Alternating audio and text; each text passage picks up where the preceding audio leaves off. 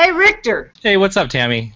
Well, in the past 2 after hours, we've talked to Todd Neiss about his explosive Bigfoot sighting, hypnotherapy, his goals in Bigfooting, and Matt Moneymaker. What are we going to talk about in part 3? Well, in part 3, Todd Neiss shares with us his opinion on the moral and ethical debate of baiting wild animals. Now, I've got a problem with this. You're leaving food out? I mean, okay, there's a so-called doctor that's out there doing this at an alleged habituation site. Oh, and he's surprised that bears took over the place? Okay, you know what? There's a problem here. Someone's going to get hurt. And I'm highly passionate about this because it's totally amateur hour. And you know what? There's so many of that in the Bigfoot community. My God. Oh, my... Tammy. Yeah, don't get me started, because there's a reason why you don't feed feral cats, because you become the crazy cat lady. Well, coming from the crazy cat lady, ladies and gentlemen, you need to take that into consideration. But you know what? Todd Neiss also talks about the one thing he is infamous for in the Bigfoot community. Beachfoot. Beachfoot? What's that? Well, watch After Hours and find out. Welcome to After Hours. My name is Rictor. I am your host. Rictor! What? Leave him alone! It's Judgment Day for Sasquatch. Thanks for dropping me like a stud. Now we got Rictor going. We're going to have to hear about it all night. That's a bunch of screaming memes out there, and that's the scoop that has been reported so far.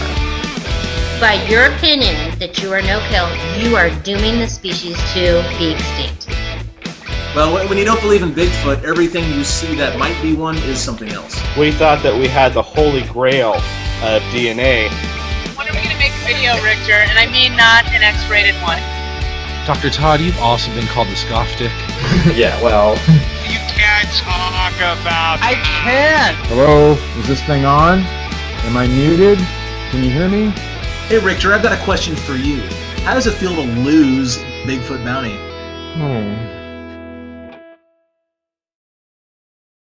My question is, why do you think Bigfoot is real?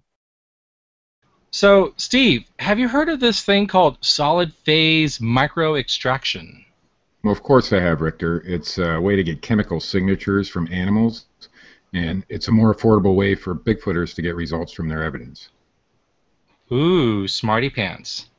Rictor, all real Bigfoot researchers already know this. Oh.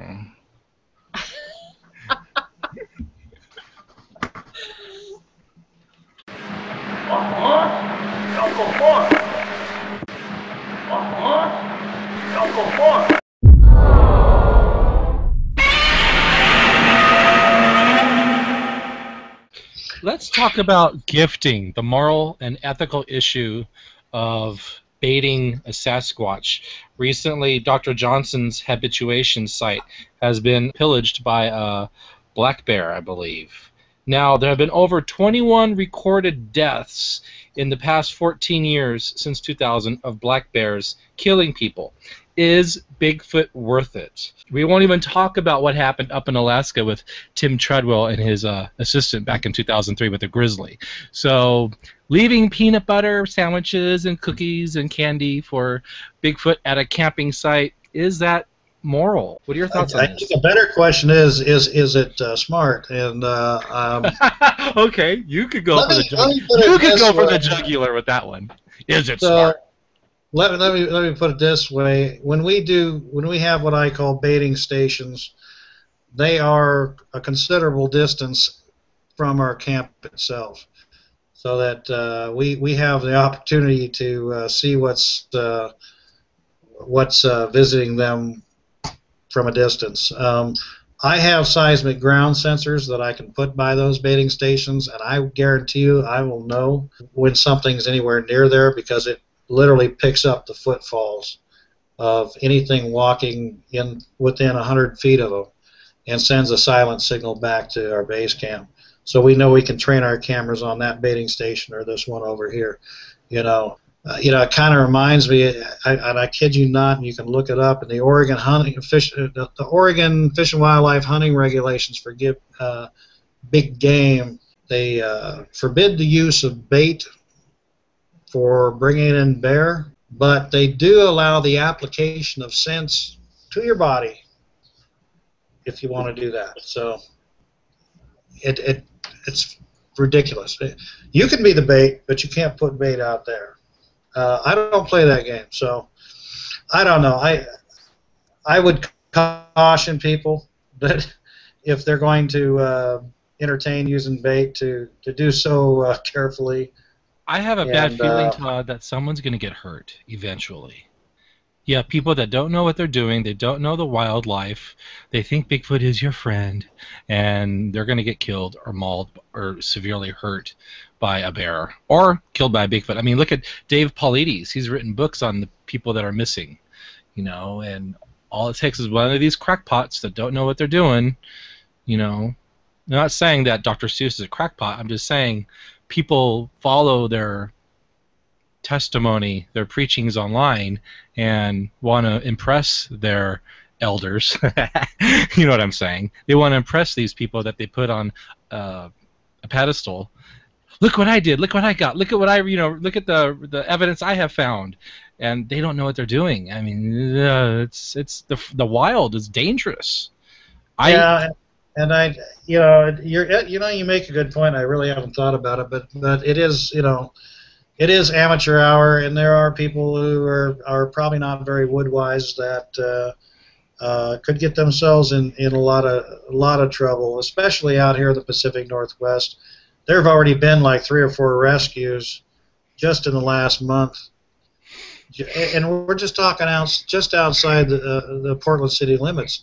You only have to go 15 miles outside the Portland city limits, and you're in some very deep, heavy timber. Little pitch to my National Guard bros, but our helicopters have been involved in several of those rescues.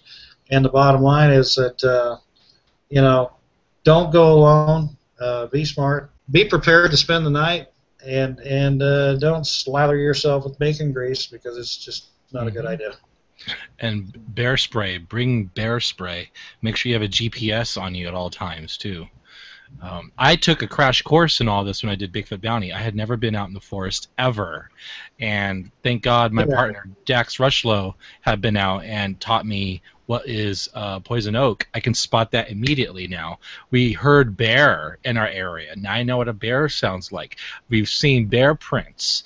I've seen bear scat. I've seen trees that have been uprooted by bears clawing to get at the termites. I now know what moss looks like, the different kinds of moss. It looks like hair in some instances, but hair doesn't branch off and go in different directions like moss does. You know what I mean? I mean, you can tell what hair is now by comparing it with moss. These are just some of the things that I learned in my weeks up there in Washington and Oregon. And these people that are following these false prophets on Facebook and in the Bigfoot forums, they're not learning all of this. They're just seeing, words on screen, and they're putting their own beliefs into what they're seeing on screen. Then they're going to go out into the forest and apply that to what they're doing out there in the forest. It's very dangerous. Like you said, amateur hour. Someone's going to get hurt. Yeah, that's for sure. In fact, someone already has. Did you know that gentleman, Manny? He was a friend of Bobo's. He passed away a couple years ago. He was found with a broken leg in his sleeping bag. He had been out in the wild for like a year. Remember that story? Was it his leg or? I believe it was his leg. Okay. I'm pretty sure. But I mean, just no, that's not. And he was an experienced outdoorsman too, so it could happen to the amateur hour. It could be to the most experienced. Well, we're going to have to get you out here in the woods, Rictor, and we'll give you a good course on what the temperate rainforests of the Oregon coast are like, because I guarantee you, where were you guys at? Can you tell me roughly? Yeah, in the Sierra? we were up in Washington by Mount Adams, by the lava beds, by the Yakima Indian Reservation. We were by Griffiths National Park. We were in northern Oregon at this animal preserve. It was like a Jurassic Park area. It was kind of cool. Gosh. Klickitat River. That's where Dax and I found. I'm very familiar with the area, but that's the Cascade Mountains. Now, when you come down to Beachfoot, we're going to be in the Coast Mountains, and you're going to see a big difference because the Cascadian forest is a lot like an alpine forest. If you think that is thick and dense forest, I think you're going to be a little surprised because over the Coast Range, it's literally a triple canopy rainforest, and it's a lot more challenging. Yeah. Oh, that sounds exciting. Wow. Now, the only thing I didn't see, now I can identify game trail. I could totally pick up game trail now. I think I impressed Dax with that by the second or third hunt, noticing where the animals are walking and going, coming and going, excuse me. Where was I going with this? With the game trail? Oh, yeah. What I'm going to need from you is to show me what poison ivy is. I never got to see poison ivy. Saw poison oak everywhere, but I'll never mail got you to... some. No, you will not mail me anything of that sort, Tammy Murray. Red leaves are bad. Red leaves are bad juju. Stay away from anything with red leaves. I know, Dax would be like, touch it. And I'm like, I'm not touching that. I don't know what that is. Hell no. Don't use it for toilet paper. No, we've got some nice plants out here like salmonberry and Devil's Club. Yeah, they're fun. You've had quite a relationship with Peter Byrne over the years. Tell us what that's like. What that's been like for you. Is he your mentor? In a lot of ways, yeah. He is. He's your a very Obi-Wan good friend. Kenobi. He is more like my Yoda, but no, he's the man is a living legend, and I know someday somebody's going to make a movie about his life. He's been there, done that, and Bigfooting's only really a fraction of some of the adventures that he's lived through. But no, Peter and I go back to, well, at least 20 years now. I consider him a very good friend, and I'm honored to have known him. But what have you learned from him? I've been very fortunate to, and there's probably not a lot of people around that can say this, but I've known the Four Horsemen personally of Sasquatchery, as they're called. I've known Renata Hinden and Grover Krantz, John Green, and Peter, and not just at a one-time meeting. I've spent time with these gentlemen, and of course we've lost two of them so far, and both John Green and Peter are treasures that we're not going to have with us much longer, but as long as we do, we need to take advantage of their knowledge and just be open to all the experience that they've got between them, because fascinating men and real pioneers, really the ultimate pioneers in this field. What is the single most treasured thing you have ever learned from Peter Byrne? What has he shown you that's really stuck out? Well, two things. Peter told me, I'll try to use my Peter voice, Todd, and this is after I offered to loan him this amazing book that I had found in a second-hand store. I said, Peter, it's called Scouting on Two Continents. It's incredible adventure biography. I want to loan it to you. And he said, Todd, I'll tell you. Listen to me. Never loan a book nor a woman. You'll get neither back. Well, don't worry, I'll never loan you a woman. You can have Tammy. I'll give her to you. And the second thing that I'll never forget from Peter is the time that we had a gathering and I was not going to make it, and I And I told him, Peter, I'm sorry, but I've got some Army training to do. And he said, Todd, I must tell you, it won't be the same without you. It'll be much better. Aww. So those are the two lessons that I've learned from Peter. My frozen cold heart just got warm. I was like, oh, that's so you cool. meant Bigfoot wise? Yeah. No, I'll tell you.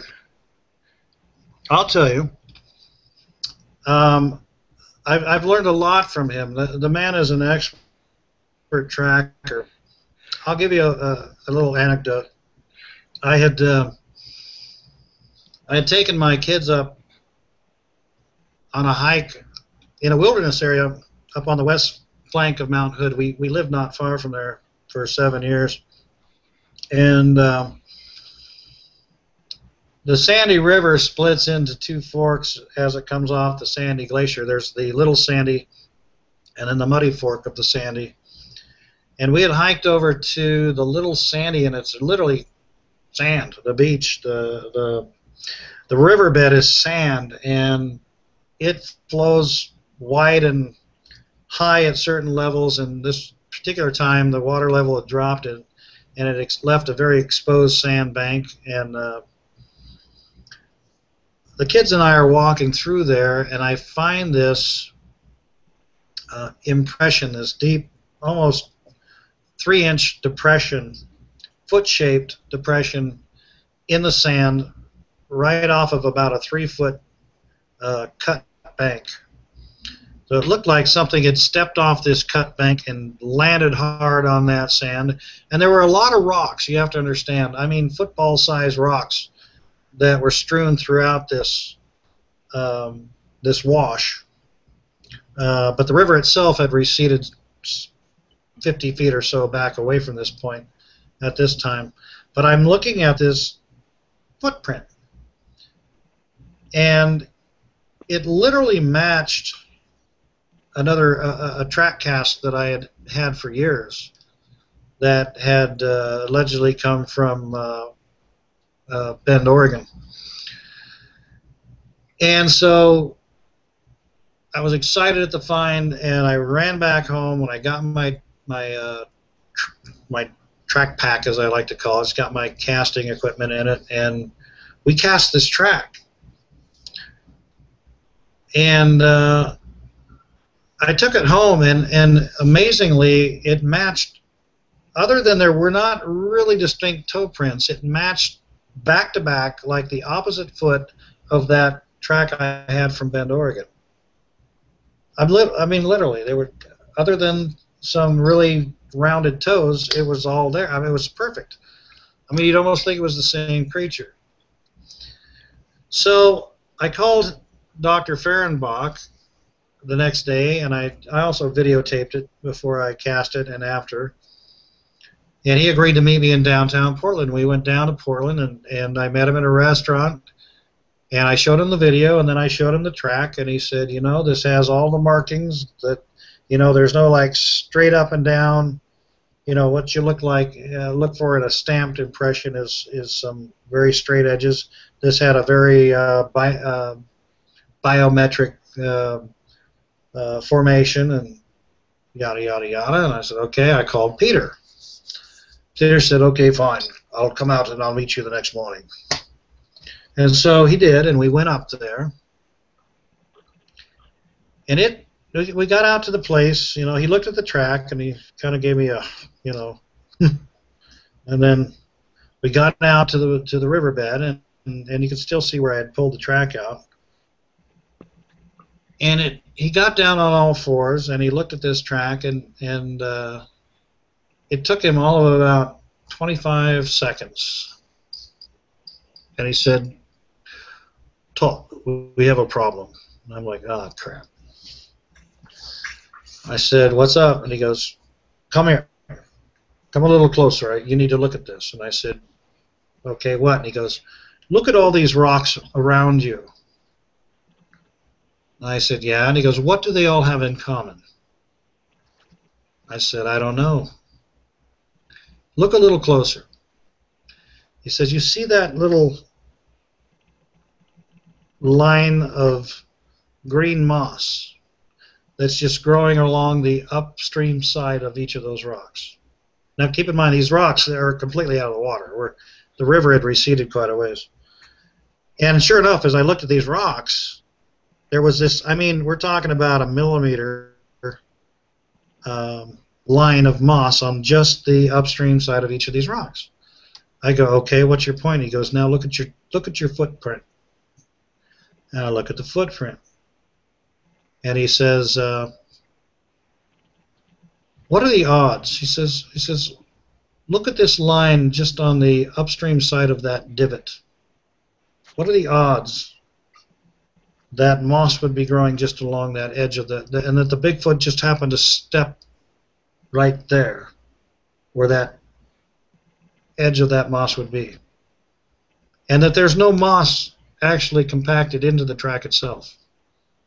I go, not really good. And he says, I think if we look around a bit, we might find your rock foot. And we did, and ironically, it was upstream, not very far, but I found that we looked around, I found this rock, I brought it back over there, and we set it perfectly into that hole. Oh. Now, I keep that track. I take it around the country with me when I give lectures. In fact, I loaned it to Diane Stocking, my fiance, when she went to Ohio last. I keep that for a reason.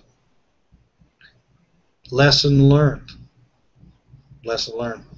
Because it's so easy to try to fit the evidence to what you want it to be, than the other way around. And that's one of the things that I try to emphasize when I give talks. Don't find something and try to make it big. Okay? Eliminate every other possibility, and then if all you're left with is Bigfoot, then maybe you got something.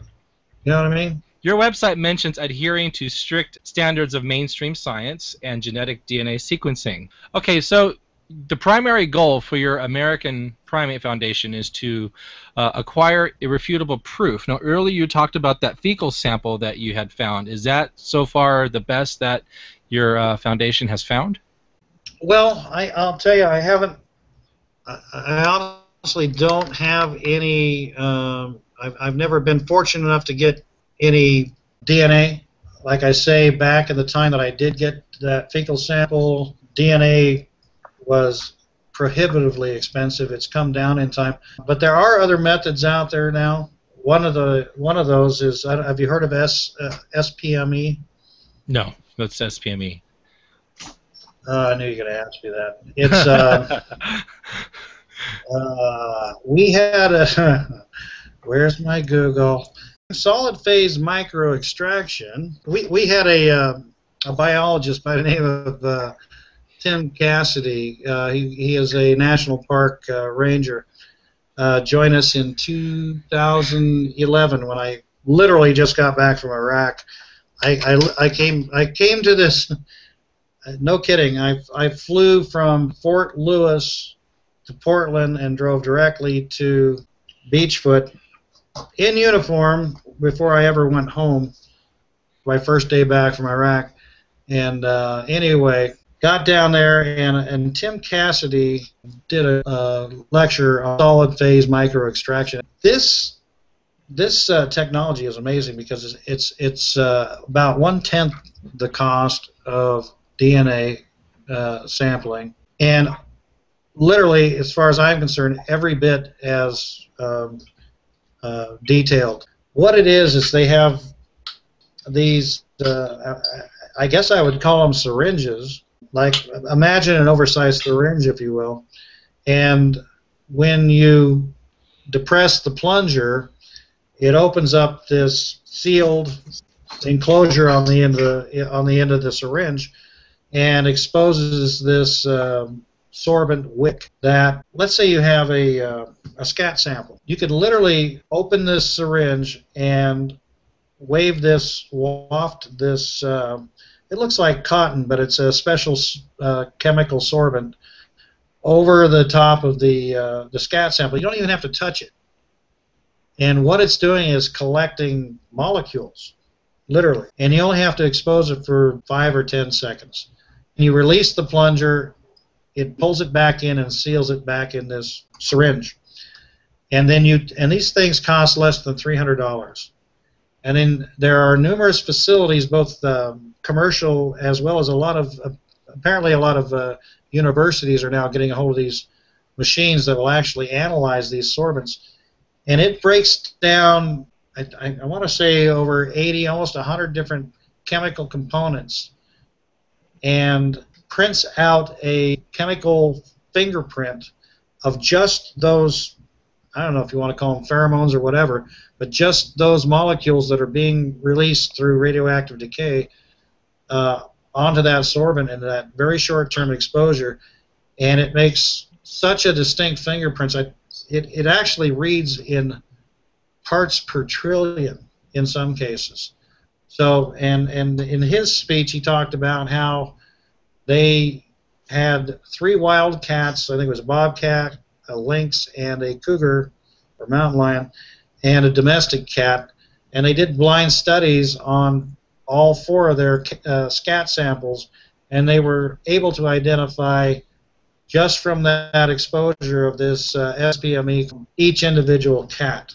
And he's gone so far as to say that this technology is getting so distinct that they think that they could have 5 or 6 cougars and get chemical signatures from each of those cougars and be able to actually identify which specific cat of the same species that put down that scat. So this is some exciting new technology that's coming out now that's a lot less expensive than the DNA, and there's a lot of other different things that are coming out right now that's getting down to the level that an amateur Bigfooter might be able to afford. So what about this Beachfoot? Who all's going, Todd?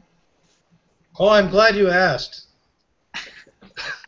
What is Beachfoot? Can I go? Are we promoting it? Yeah, I thought it was invitation only. Tammy, well, Tammy, you have not been invited. No. Tammy is absolutely. Tammy, I want to publicly invite you.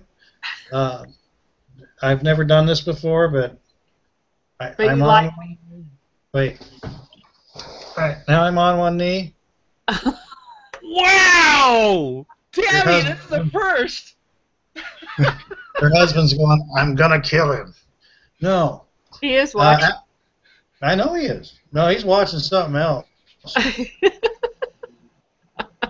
On Bended Knee, Todd Neiss is asking Tammy Murray from After Hours with Rictor to go to Beachfoot live. Here we go. All right. No, absolutely. We've got 1 slot left, and I've been holding it for you, so you've got to come out. Well, thank you. I appreciate that. You can do it. It's July 24th through the 27th. Here in beautiful Oregon. I can say here in beautiful Oregon, except I'm in Arkansas. But in my beautiful home state of Oregon, I'd love to have you come out. I've been to Oregon. I love it. Bring the hubby, bring the dogs. We're family friendly. And no, seriously, you're more than welcome to attend. But no, Beachfoot was really kind of a grassroots kind of thing that started back in 2008. I was, having gone to different symposiums, conferences, lectures, whatever you want to call them, all over the United States and Canada, and meeting all these amazing people, many of which have passed away. It's like I would give a talk, and then John Bindernagel or Renee would come up and talk, and it was like we'd pass each other in the aisle. It was like, hi, like, I want to talk to you. And that's kind of how it ended, and I just always thought that wouldn't it be great if we could get all of these researchers, these who's who in Bigfooting together, no audience, no place where all these other conferences are where people come in, the public is invited to come in and buy tickets and listen to 2 or 3 or 4, speakers. The entire conference is all these speakers. They're all, celebrities in their own right. They're published authors. They're PhDs, and it's. My thought was, if all these guys get together, and Rictor, you can tell, bottom line is, as well as I do, there's this ridiculous Bigfoot politics, that. Oh, are you ready for this, Todd? Are you ready for this? Oh, do we really want to go here? Oh, I have to. I get to. You got to impersonate Peter Byrne. I get to now impersonate Ron. Okay. Oh, God. Rictor, what does your sexuality have to do with Bigfoot research?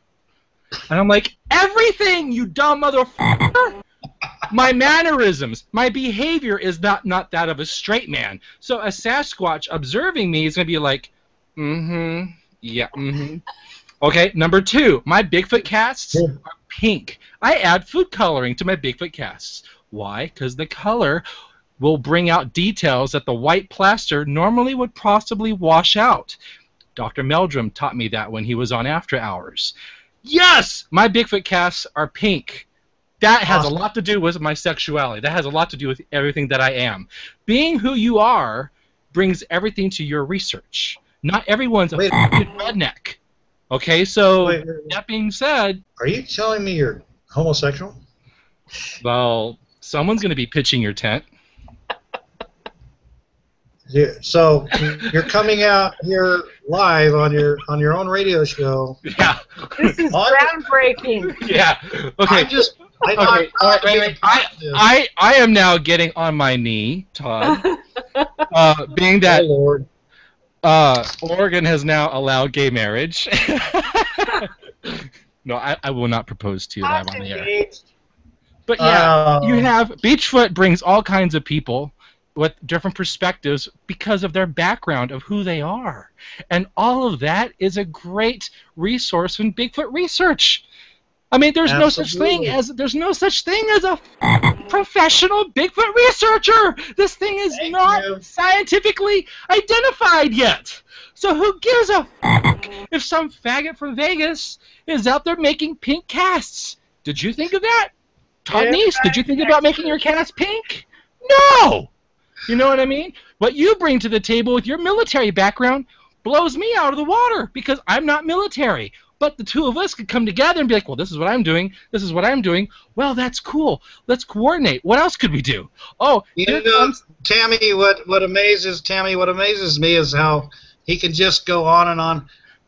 And the whole time he's got these speakers in his ear listening to Queen. Acting like he's hearing what we're saying. I just love the fact that you like to blow it up. What can I say? Yeah, it's what I do. Well, it sounds like Beachwood's a great place to have people from all different walks of life, even amateur hour, all the way up to the professional doctors, coming together, sharing ideas, giving lectures, hanging out, talking to each other, getting to know one another, sharing the thing that we love most, Bigfoot. What's wrong with that? You know, you have Bigfoot enthusiasts. There's nothing wrong with it. There's nothing wrong with it, and I'll tell you what. There's not another venue like it, and this is what brings people back year after year after year.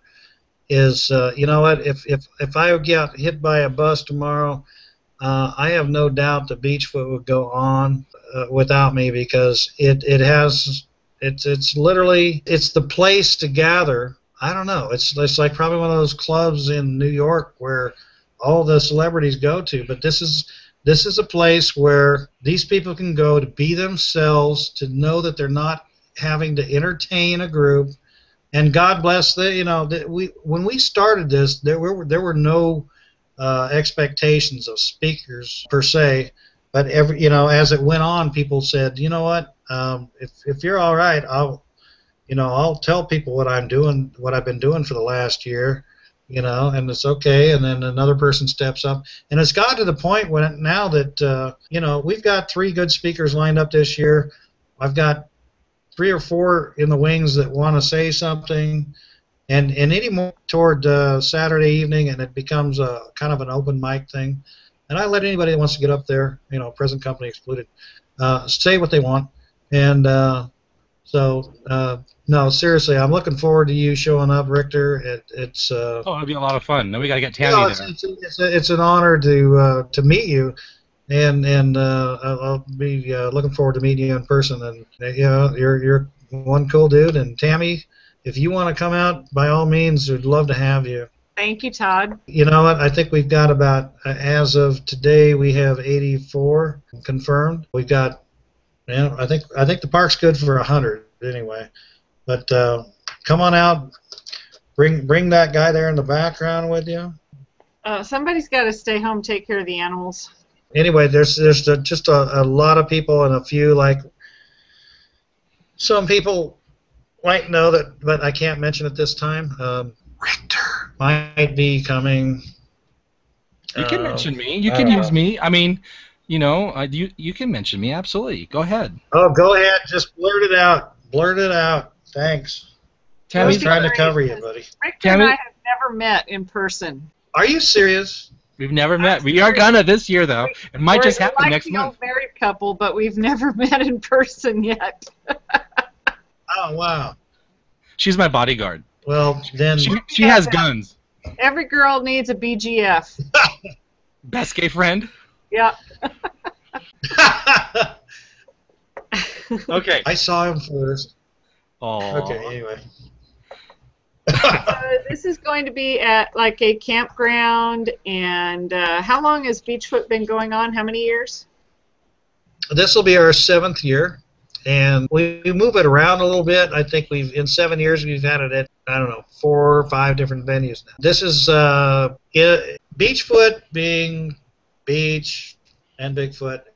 We keep it in the coast range, usually within 15 to 30 from the beach. 1 year we actually had it on the beach, but the bottom line is it's placing this in a campground where we're really in some good Bigfoot territory. This year it's Corvallis is about, I want to say, 30 minutes south of Salem, so that would make it about an hour and a half south of Portland. The actual campground, which is River Edge Campground, is probably another 30 minutes from there. Like I say, we move it around every year, but it's a lot of fun. It's just a lot of fun. We open it up on Thursday for people that are traveling, because last year we had a little over 80 different people coming from 5 different countries and 13 different states, and that's kind of been the trend over the last few years. So we used to be Friday, Saturday, Sunday. I've opened it up to Thursday for the last 3 years because I want to give people that are traveling either internationally or coming from the East Coast or wherever, I don't want them coming into Portland at 4 o'clock on a Friday and then having to rent a car and then drive someplace they don't know and try to set up camp, get lost in the shuffle. So we opened up Thursday so those people can get in a little bit early, get things set up, reasonable amount of time. Nothing really happens really officially till Friday night, although this year we're going to do a movie night on Thursday. Just for the folks that are there, which will probably be about maybe half the people, actually. We're getting a lot of people showing up on early on Thursday. But, yeah, if you can come out, it'd be great. But if you don't want to camp, there are hotels and some other bed and breakfast options in the area.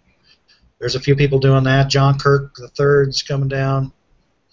In fact, he'll be picking up Bob Gimlin, and they're going to be staying, I think, in Newport, which is right on the coast. And Tom Yamarin's going to be there. Tom's going to be there. Paul's still thinking about Paul Graves. Derek Randalls. Are you going to make me name names? Mm-hmm. Yeah. Eric and his wife will be there. His lovely wife. And but Peter Byrne, Bob Gimlin, Dr. Bindernagel. We got to get Bart Gattino. Let's get Bart there. Let's get Bart. Come on. I think I sent Bart. Let me look. I think I sent Bart an invitation. Bastard. I think he stood me up every year.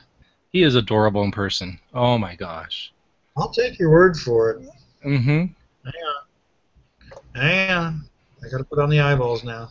We were in a bar together, and he gave me a blowjob. A shot. It was very funny. Here you go, Rictor. Yeah, okay. It was very funny. I took it. There's video. Can I have a blowjob? What did he say to me? He's like, Yeah. he showed me, he was like, when you know, It's on me. You ready? when you know, Yeah, now I'm thinking about it. I seem to remember it. No way. That's what they do with the Hard Rock in Vegas. I couldn't wrap my mouth around it. My wife has the same problem. Whoa! I am so disappointed. It's so wide. He has a good sense of humor. Did you swallow? Oh, it's rude not to. Okay, so Ron is going to show up. Ron who? Ron Moorhead. Oh, yeah. Moorhead. Ooh, there's going to be some singing. I am all about Moorhead. What an awesome last name. Why can't my name be like Rictor Moorhead? Terry Budzinski's going to be going, right, with Esther Schroeder? I believe. Yes, she'll be there. Yeah, those are cool chicks. Yes. They're very good ladies. I know. Moving on. How about Derek, Randalls, and Tori? Tori's adorable. Oh, she's so much fun. Yeah, we're thinking about. We're thinking about leaving Derek behind. How short is Derek? Is he like 5'4"? He's about my height. He's like 5'9". Oh, really? Yeah. I'm 6 feet. Tammy is 5'10" now. She used to be taller. Yeah. I'm shrinking as I get older. I think Derek can still take you if that's where you're going. Oh, Daddy. You're thinking, please. Bob Gillen, you don't know him. Tom Amron. Oh, Tom's a very good buddy of mine. He is so sweet. Okay. Some jackass named Rictor. Oh. And then there's he's the token homo. Yeah, we gotta have, On that note, I have to go. Okay. I've enjoyed talking to you. You guys can carry on into the wee hours, but I have to go get my beauty sleep. It's very important. Well, it seems to be working, so. Oh, thank you. Did you send me some? Yeah, I sent you a PM on Facebook to get your mailing address, and I'll mail you a Bigfoot pendant. Oh, thank you. But I'm going to send you, in return, I'm going to send you an invitation to Beachfoot. I'd love to see you in person. Okay, just so you know ahead of time, I like dark beer. Oh, it's BYOB, baby. Okay. Or in the case of Rictor, it's BYOC. The same. All right, you guys, have a great evening. I will talk to you later. Bye, Tammy. All right, bye-bye. All right, Tammy. Nice to meet you, and I hope to see you again. All right, same here. Bye-bye. Good night. Don't take me wrong. I'm assuming you've never seen them, right? A Bigfoot? Yeah. No, but I heard them. Okay. I heard them. Oh, I have too. It's fucking great. It's like, yeah, it's like you think you're gonna get scared, but it's like a rush. It is a rush. Yeah. I'm in the middle of nowhere, and I'm surrounded by blackness, and I'm hearing that what we heard. What they showed on TV was different. They added sound effects on the show, which is stupid. But what we heard was the polyp screams. Yeah. But they were longer.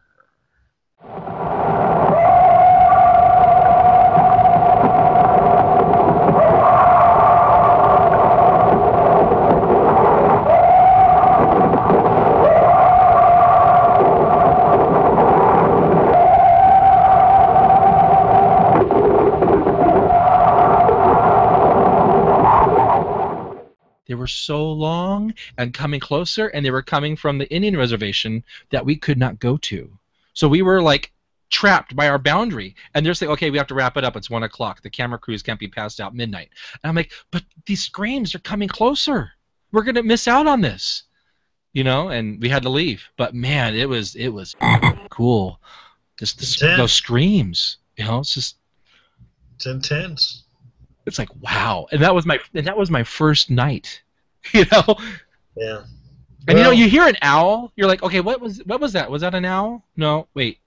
No, that's got to be an owl. And then you hear the distinct scream, and you're okay, that's not an owl. And an owl cannot keep going on for seconds and seconds and seconds and seconds and seconds and seconds and seconds and seconds. It's just the lungs. Their little lungs aren't like Oh my! And then Stacy Brown said to me, "Rictor, that was me. I was screaming." I'm like, "Well, let me hear your scream." And Stacy Brown does a scream. It sounds like a little girl for like 5 seconds. And I'm like, "Stacy, that's not what I heard.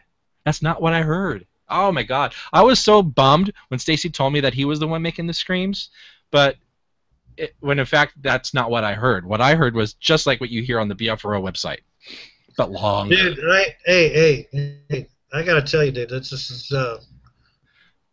probably the most, well, without a doubt, the most intense encounter I had was in 1998 when Peter Byrne and Ron Moorhead went up with me up in the mountains and we ended up, and it was totally like I was trying to tell you, it was happenstance because we had expected to go right into that quarry where I had my sighting.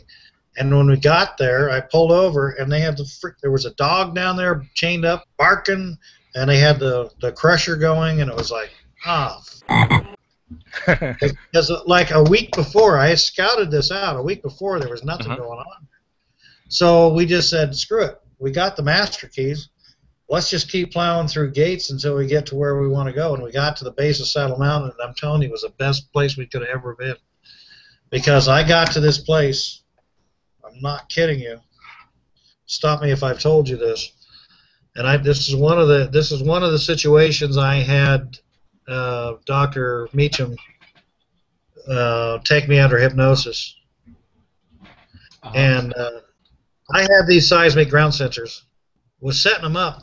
I got these from the North American Science Institute, and I was setting them up in a picket line above our camp. And a hailstorm came in. Again, so my base camp is down about 500 yards. This trailer that we had set in the middle of an elk, well, not in the middle, but on the edge of an elk meadow. And I see this hailstorm come in. I had two choices: try to race the hailstorm down to the trailer to get inside 500 yards, which I probably wouldn't have beat the hailstorm, or go up about 100 yards into the old growth timber, go up in the old growth, which is right behind me, and use those trees as an umbrella, and wait for this hailstorm to pass by, and then go back out, right? Okay. So I go up in these trees, and there's like two Doug firs in there, actually pretty close together, so that the roots kind of form this bowl between them. Okay. I step into that little divot there where these root wads came together, and I'm wearing my BDUs, the old camel. Whip it out, take a piss, buckle up, and I still got my hands on my buckle as I'm just starting to buckle my pants, right? And this thing, Rictor, I can't even simulate it. This thing let out a roar that I guarantee you hit 150 decibels. 150. I describe it as a roaring bark because it starts out with a roar. It ends with this very guttural at the end of it. They say, "Get away." And it was like 2.5 seconds long. Wow. It was the loudest thing. It was extremely loud. I've heard the expression paralyzed with fear. Mm-hmm. I always thought it was just some euphemism. I learned that day that it's a very real, a very primal, a very uncontrollable reaction. Because when this thing roared, I had my hands on my buckle. 2 minutes later, I had my hands on my buckle. 2 minutes, that's a long time. Don't get me wrong, I wanted to get the away. I wanted to get the hell out of there. I really did. Everything in my brain said, run, run. But there was this overriding, very primal thing that said, if you run, you die. Wow. And so for 2 minutes, dude, I have been shot at by rockets, and mortars, and machine guns. I have jumped out of perfectly good working airplanes. I have swam over 100 feet under the ocean with sharks. I've been to the top of mountains. Dude, I've never been more scared in my life. Ever. Ever. I'm not kidding you. I lost control. I would probably put this on the equivalent if somebody pushed you out of a plane without a parachute. That feeling. Wow. It's like, I'm going to die. It's just a matter of time. No, did you think it was a Bigfoot? What did you think it was? Did you? Oh. No question. No question. No question. No question. The thing that made it the most insidious thing is that didn't show himself. That bastard never stepped. There were some big hedges of Scotch broom and salal, what we have in the Oregon Coast Range. I know where it was. I know exactly where it was. But for whatever reason, and I'm almost thankful in a way because you know what? I spent all this time trying to find those sons of bitches again. But I'm almost thankful that at that range, had I not just pissed, I can guarantee you one thing, Rictor, I would have pissed my pants on the spot, and I still wouldn't move. I still wouldn't have moved. I still wouldn't have moved. Wow. I would have just went. Do you think maybe that's what people associate with zapping? That fear? Yeah, I know what you're going. The pheromones. No, I'm not saying that happened to you, but other people associate zapping. Bigfoot zapped me. Well, in fact, it was their body reacting to such fear. Now, if they're talking zapping, they may be talking pheromones, and I may buy into that a little bit, but I can guarantee you that feeling I had. I'm gonna die. It's just a matter of time. Thanks for watching, and have a great night. On January 10th, 9 teams will compete for one of the biggest prizes in TV history to prove the myth is real. We've had a possible sighting. What the is that? Right there.